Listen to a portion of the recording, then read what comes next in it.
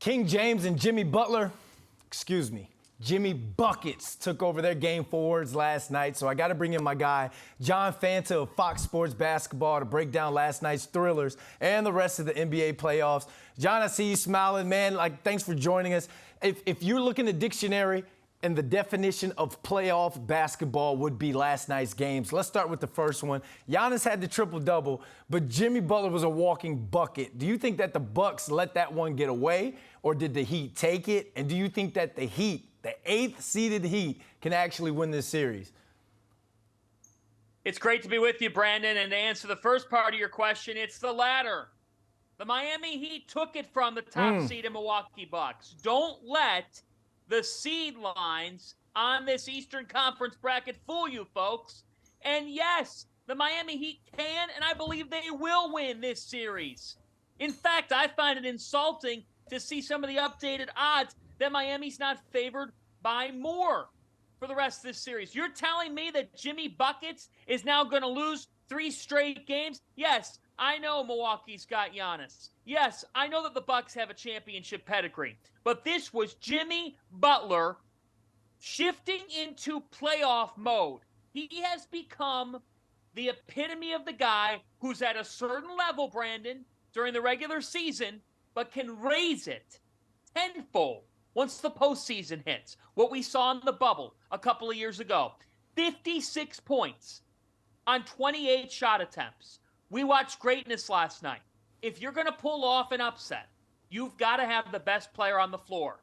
With Giannis's injury concerns, with a Milwaukee team that's unsure of itself as a result, I believe that Miami is not just in this series. They don't just have the advantage in this series. They've taken 3 of 4 games. They're not losing 3 in a row. You could talk about Bucks claps all you want. I look at a 56-point performance and I say Jimmy Butler and the Heat took it from Milwaukee, and they're not done yet. I believe that we are in for Miami, the Miami Heat and the New York Knicks in the next round of the playoffs. Oh, I love it. And Knicks fans will go crazy on that one. They were already, but I know they got to get past the Cavs on that one. And as for Jimmy Buckets, the most underrated player in the NBA. He is a playoff vibe. Let's talk about the second game from last night. The Lakers took a 3-1 series lead.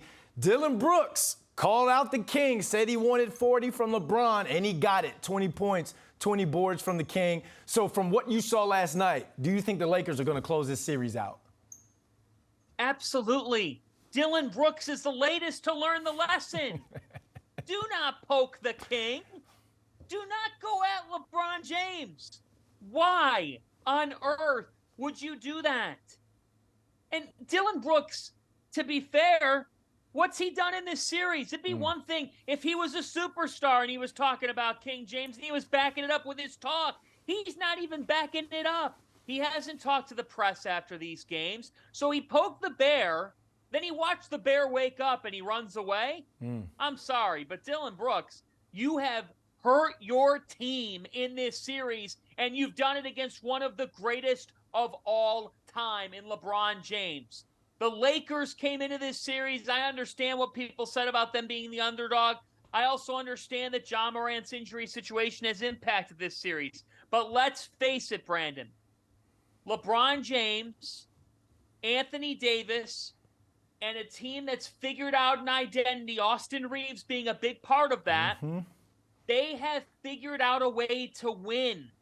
What they always needed was just enough around these 2 superstars to make things happen. And then, could there be a toughness that came out of this Lakers team? The moment that Dillon Brooks put down one of the greatest of all time, the toughness of the Lakers has come out. LeBron doesn't take that lightly. He doesn't. He might say or put it off or say, I'll let my playing do the talk. That's all you need to know. And that's why the King is going to be moving on to the next round of the playoffs. Yeah, I mean, when clout chasing goes wrong, since Dillon Brooks called him out, those 2 games, 18 points, 7 of 23 from the field, a cup check, an ejection, ducking from media. That's the problem with this TikTok generation, John. We old school, man.